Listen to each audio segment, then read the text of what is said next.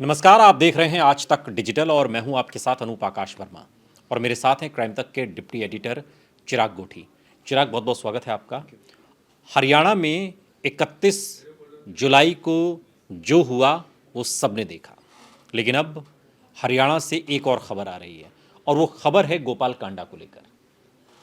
गोपाल कांडा को लेकर खबर ये है कि अभी खुदकुशी गीतिका वाले मामले में, उकसाने के मामले में तो उनको एक तरीके से मुक्ति मिल गई उस पूरे मामले से, लेकिन अब ईडी ने अपनी दबिश बढ़ाई है एक तरीके से। ईडी की जांच, आज छापे पड़े हैं दरअसल। आज की खबर क्या है, उसके बाद हम बाकी डिटेल लेंगे। देखिए, हरियाणा के पूर्व मंत्री हैं, गृह मंत्री थे वहाँ के। और एक टाइम ऐसा था जब सरकार में बड़ी अच्छी दखल अंदाजी तूती बोलती थी उनकी, और आज भी रुतबा कम नहीं है। रुतबा कम नहीं है। गीतिका केस में ज़रूर बरी हो गया, लेकिन अब उनके लिए एक संकट की जो है घड़ी फिर आ गई है, क्योंकि अब ईडी ने रेड की है। सवाल ये उठता है कि ईडी ने अब इतने वक्त बाद क्यों रेड की है, क्योंकि ये साम्राज्य कोई आज तो गोपाल कांडा ने बनाया नहीं है। काफ़ी साल लगे, मेहनत भी की होगी, ऐसी बात नहीं है, लेकिन अब ईडी ने रेड किए तो कहीं ना कहीं घपला भी हमें समझ में आ रहा है कि कुछ हुआ होगा, क्योंकि इतना बड़ा एम्पायर खड़ा कर देना। जो आदमी कभी जूते का शोरूम था, जिसका जूते चप्पल का शोरूम था, और वो धीरे धीरे कैसे प्रॉपर्टी डीलिंग में घुसा, कैसे उसके एक ब्यूरोक्रेट से संबंध थे, उसने उसको फ़ायदा पहुंचाया, और उसके बाद वो आदमी एक एयरलाइंस का मालिक बन गया, और उसके बाद धीरे धीरे तो रुतबा इतना ज़्यादा। बिल्कुल। और यहाँ पे दर्शकों को एक चीज़ और बता दें कि हरियाणा का जो पिछला विधानसभा चुनाव था, जब उसके नतीजे आए तो किसी भी दल को पूर्ण बहुमत नहीं मिला, और ऐसे में निर्दलीय विधायक के तौर पर गोपाल कांडा जीतते रहे। और गोपाल कांडा ने, चिराग, सभी निर्दलियों को इकट्ठा करके एक अलायंस बनाने की कोशिश की। उनको लेकर वो दिल्ली पहुंचने वाले थे, अमित शाह से मुलाकात करने वाले थे, मनोहर लाल खट्टर को, बीजेपी को समर्थन करने वाले थे, लेकिन उससे पहले दुष्यंत चौटाला के साथ मिलकर एक अलग गणित बना। ये उनकी राजनीतिक हैसियत है, सरकार बनाने और बिगाड़ने की ताकत वो रखने का दावा करते हैं। जी, अपनी बात करिए। बिल्कुल, आपने ठीक कहा, और काफ़ी मतलब एक क्लियर कट था कि मुझे याद है कि उस समय पिक्चर्स भी वायरल हुई थी, जिसमें ये अपने जेट से सारे विधायकों को ला रहे थे, और अचानक एकाएक खबर ऐसी आई कि मुझे याद है कि आज तक इस राजनीतिक हैसियत वाले किरदार के पीछे अब ईडी क्यों लग गई? अचानक से ऐसा क्या हुआ? यही मैं सवाल पूछना चाह रहा था कि आखिर ऐसा क्या हो गया कि ईडी एकदम लग गई। ऐसा तो नहीं कि पहली बार उनके साम्राज्य का पता चला हो। तो क्या क्या काम करते हैं गोपाल कांडा का? क्या क्या काम है? जैसे मैंने बताया, शुरुआत हुई थी हिसार में।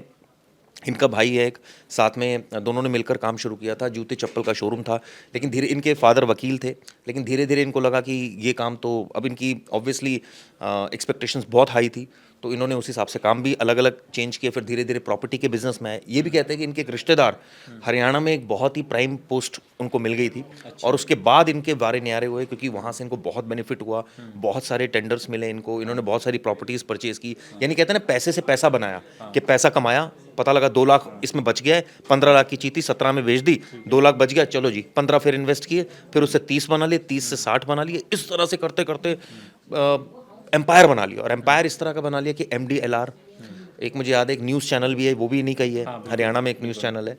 इसके अलावा जब गीतिका शर्मा केस हुआ 2012 में, तब ये सुर्खियों में आए, तब लोगों को पता चला कि दरअसल गोपाल गोयल कांडा है कौन। मुझे याद है कि मैं भी कई बार गुड़गांव गया था, उनके घर के बाहर हमारी ड्यूटी उसमें लगती तो, थी। लेकिन अब उसमें तो एक तरीके से अब कहें ना कि मुक्ति मिल गई है अब गोपाल कांडा को। उसमें ज़रूर मुक्ति मिली, और वो केस भी अपने आप में इनका डाउनफॉल था। 18 महीने जेल रहे, और मुझे याद है इनका इंटरव्यू जब हम करने जाते तो इतना आसान नहीं राजनीतिक हैसियत नहीं घटी गोपाल कांडा की, चाहे वो जिस विधानसभा क्षेत्र से वो चुनाव लड़ते हैं, मतलब राजनीतिक हैसियत जो है उसमें गोपाल कांडा की कोई कमी नहीं आई।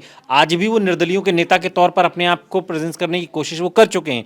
लेकिन सवाल ये है कि चिराग, अब जब तकरीबन, जब हम बात कर रहे हैं 1 साल का समय बचा है हरियाणा के अगले विधानसभा के चुनाव का, ऐसे में गोपाल कांडा जो निर्दलियों के नेता के तौर पर अपने आप को प्रेजेंट करते हैं, उनके ऊपर अब ईडी का शिकंजा कसना, ये क्या एक राजनीतिक मैसेज है, या राजनीति से हम इसे इतर रखें, इसमें कुछ अंदर खाने ऐसा कुछ हुआ है जिस पर ईडी की नज़र है? दोनों ही बातें हो सकती हैं। आपने बड़ा अच्छा सवाल किया कि अचानक इलेक्शन से पहले क्यों ईडी की रेड, क्या सरकार डरा रही है? डराने का इन द सेंस कि भाई डरा किस लिए रही है, हमारे साथ आओ, या क्या करना है, या मत लड़ो, जो भी बातें हो सकती हैं। दूसरा, इसमें कोई और मंशा भी हो सकती है, किसी पर्टिकुलर जो है वो एजेंसी में कोई ऐसा अधिकारी हो जो खटकता हो इनको, इस वजह से वो इस तरह की रेड्स हो रही हो। लेकिन सवाल ये उठता है कि अब ईडी की रेड सवालों के घेरे में कि भाई ईडी ने अब क्यों करी कार्रवाई। अब बात करेंगे कि एम्पायर इनका इतना बड़ा है, इतने बैंक अकाउंट्स हैं, इतनी प्रॉपर्टीज़ हैं, इतनी नामी बेनामी होगी, मैं तो अंदाज़ा ही लगा सकता हूँ इसमें, इतनी गाड़ियाँ, देखिए आप गीतिका शर्मा केस में भी गीतिका को एक BMW उसने गिफ्ट की थी, यानी आप उसकी हैसियत देखिए, दुबई तक चला गया था उसको मनाने के लिए, और उसके बाद उसको कंपनी में ऐसा एलिगेशन लगे हैरास के, हालांकि वो बरी हो गए उस केस में तो। लेकिन जो वकील आते थे अनूप, उन वकीलों की फीस कोई हल्के फुल्के वकील नहीं थे, उन सबकी फीस एक विजिट की मुझे लगता है 1.5 लाख 2 लाख रुपए होती होगी, और ऐसी सैकड़ों विजिट हुई उन वकीलों की, यानी कि बैटरी ऑफ लॉयर्स को वहाँ जमा किया, पैसे का पूरा एक तरह से कहा जाए ना कि इस्तेमाल किया कि भाई अच्छे वकील लाने हैं किसी तरह की। और ये भी कहा जाता है इनके बारे में कि उस समय तो गीतिका को इन्होंने बहुत कुछ दिया। लेकिन अब ईडी को क्या खटक रहा है? गीतिका वाले मामले से तो हो गया, अब ईडी को इस टाइम क्या खटकने लगा? इसमें देखिए पॉलिटिकल ज़्यादा लग रहा है, क्योंकि अभी इलेक्शन बहुत पास है। हालांकि इसको देखिए फुल प्रूफ तरीके से तो नहीं कहा जा सकता, ये तो हम अंदाज़ा और क्यास लगा सकते हैं, लेकिन जिस तरह से अब ईडी ने रेड किए MDLR, जो कंपनी ऑलरेडी अब बंद हो चुकी है, उस कंपनी के सारी फाइलें खोली जा रही है कि भाई ये कंपनी कैसे बनी, कितना इन्वेस्टमेंट हुआ, कितना प्रॉफिट हुआ, कितना लॉस हुआ, क्यों बंद हो गई, ये तमाम चीज़ें एनालिसिस किया जाएगा। साथ साथ और भी एसेट्स।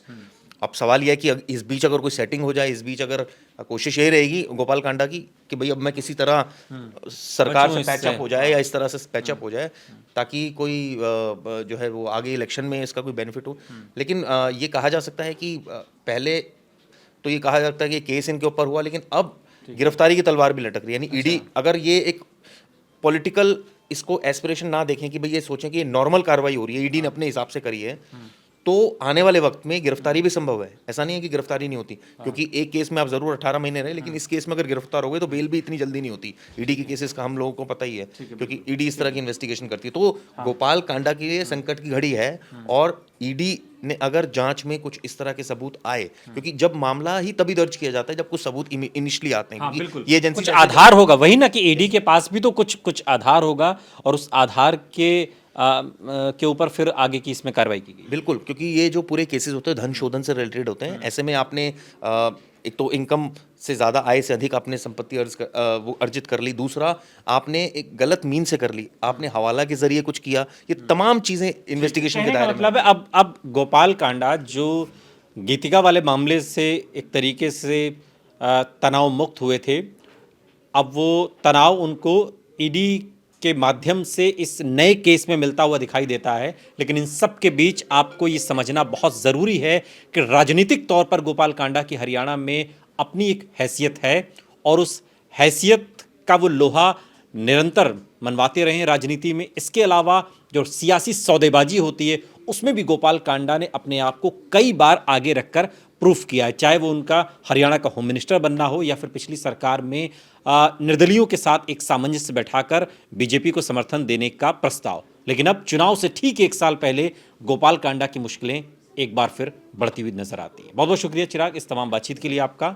यहाँ रुक रहे हैं, लेकिन आप कहीं जाइएगा नहीं, बने रहिए हमारे साथ, देखते रहिए आज तक डिजिटल।